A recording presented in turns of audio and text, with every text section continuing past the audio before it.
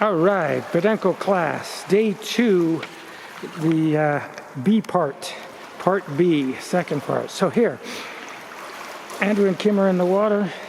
They're on their back. Their feet are slightly under the water. Pelvis is out of the water. And they're doing almost a take off your shirt move. And they're trying to keep their alignment. Both are doing a heck of a job. Thank you. Next, can you do double arm walking forward and backwards? So obviously they're in the 13-foot water, so they're not touching here. And they're using both arms, they're walking. They want to keep shoulders over the hips. They want to keep the pelvis forward. They want to have a good stride. So it looks like their trunk is splitting their stride length in half. You guys can go backwards. Thank you. And it's nice to start everyone off with double hands because it's easier to stabilize the pelvis. Okay, thank you. Now, next one is reciprocal arms, opposite legs.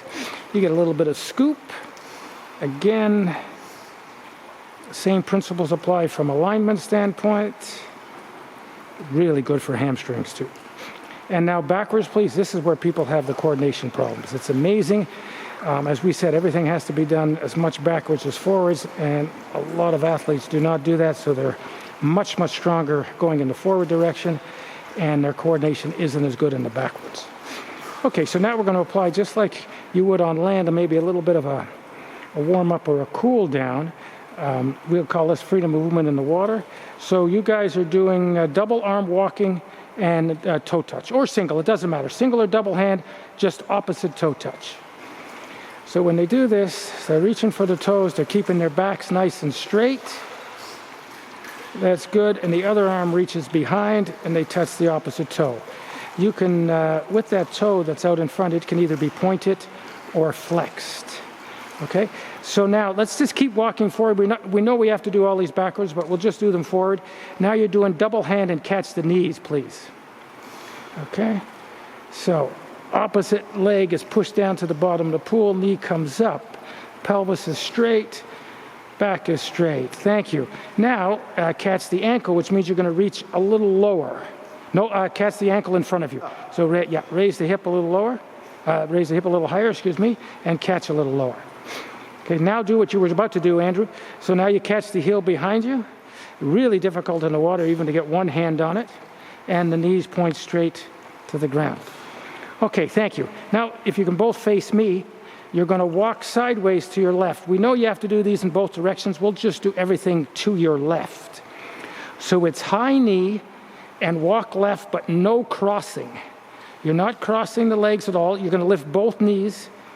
This one here is great. It's sidestepping, and it's really nice for that alignment and that pelvis under the shoulders.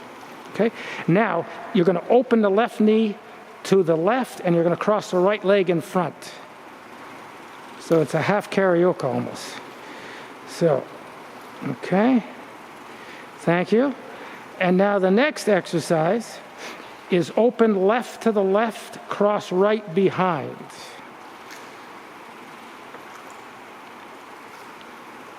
Fantastic. Thank you very much.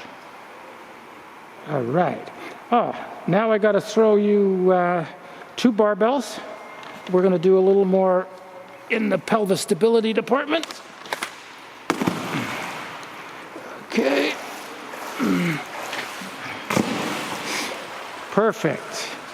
Okay, so you're in the vertical T position, barbell in each hand.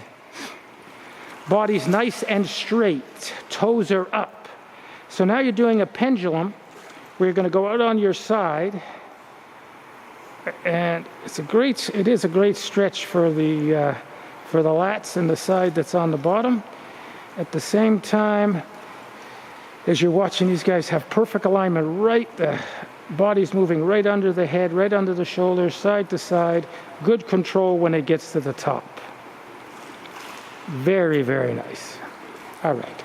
Next, we're going to show you a little program here, definitely great for the pelvis stability. We do stuff in place, and then we do stuff moving.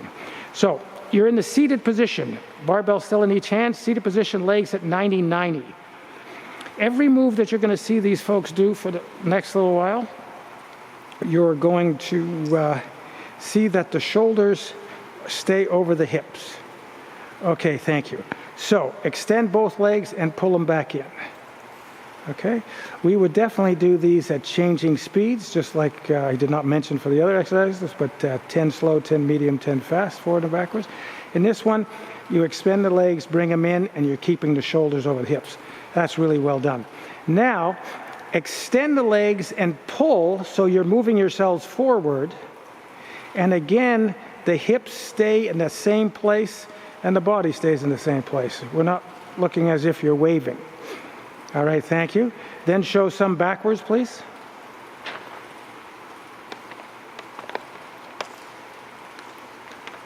Nicely done. Excellent. Now, if you can do lateral splits, just stay in that vertical position, vertical T, split the legs laterally. We always ask the athletes when they split the leg laterally, just hold them there for a second, put the pelvis in the right place, tighten the glutes, tuck in the belly, and then they can go in and out with that movement. Okay, so Andrew, go back and forth with the legs, please. Bring them in, bring them out. Thank you. Okay, so that's the first part of this of exercise. Now, you're going to leave the legs split, and you're going to flex one knee and extend, then the other knee and extend, and then both knees and extend. So you notice the pelvis doesn't change. The pelvis is not breaking anteriorly. The knee is still pointing to the bottom of the pool. It's not sliding forward. That's excellent. Now, you guys are facing forward. You're going to use both legs to pull up as you move forward. So both knees are pulling up. Keep the pelvis forward. Pull them up and move yourself forward. So it takes a lot of control. Good, good, good strength. And we would again change speeds, hopefully 10, 10, and 10. Now you're going to kick down and you're going to move yourselves backwards.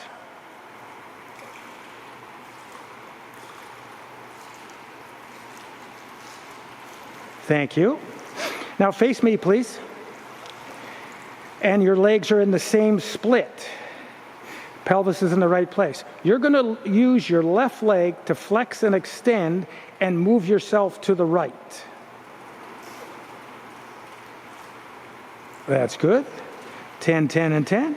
Now use your right leg to flex and extend and move to your left.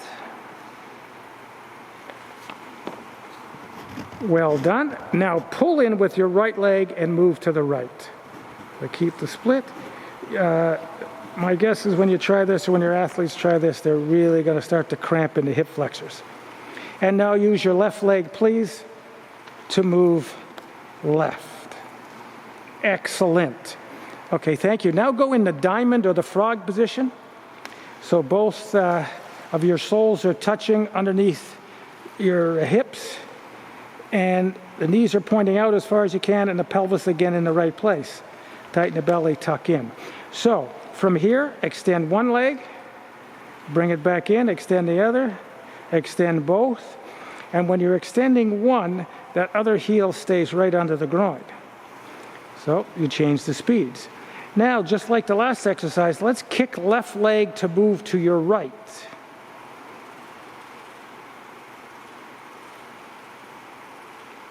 And right leg to move to your left.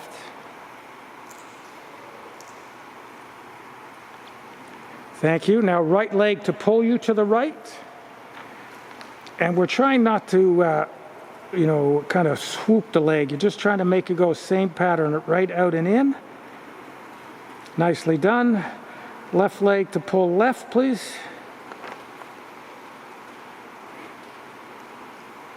Okay, thank you. Now, both legs at 90-90 again. We're doing an in-place vertical breaststroke. So legs in that seated position, they extend out front, they circle, they come down, and then you bring them back. No, then you bring them back the other way, Andrew. So you go, because we're in place, you go out and down, and then out and up. And the key here is, again, when they're making this sweeping move with the leg, that you don't see the pelvis leave its position under the shoulders, or you don't see the shoulders going forward and backwards. Okay, that's well done. Now you're going to do it going forward. So you're only going in the one direction. You're extending the legs out in front, circling, bringing them down. They don't go behind you, and the legs really stay straight through this whole move. It's not so much a whip kick. That's for another exercise. And again, you're watching both these models keep the shoulders right over the hips. Thank you. Now go in the other direction. Okay. Get the current going the other way. So down, around, and up. Fantastic for the stomach to bring those legs up in the pike, and also fantastic for the stomach and the back to hold the alignment. Okay, we're going to finish here with some squatting, please. So just let one barbell float. You're going to stand on the other barbell with both feet. This is called our Apache drill, because it's kind of like an Apache on a shoulder, on a horse, where you have to, you really have to move well with the horse. And in this case, so just do a few squats, guys, please. Thank you. So now they're doing squats. They're allowed to move the hands. So one way to think about all of this is ankles should be stable, knees should be loose, pelvis should be stable, spine should be loose. So we've been trying to teach you pelvis stability for these 2 days so that you have some stability, okay, that you're not moving around like a willow. Okay, so now here's the first test. Arms are out in front of Kim and Andrew. They're out of the water. They're not allowed to move their hands, and they do the squats. So again, if the pelvis is stable, everything else can move around, but they definitely keep the balance. So we would do the changing speeds in the 10s. Now arms to the side, please. Same thing, out of the water. Very, very well done. Difficult to do, for sure. Thank you. Now arms behind you. Don't have to be out of the water. Just behind you. If you're flexible enough, they come out. And again, the squat. And each one of these makes it more difficult. That's really well done. And the last one in this series is overhead with the hands.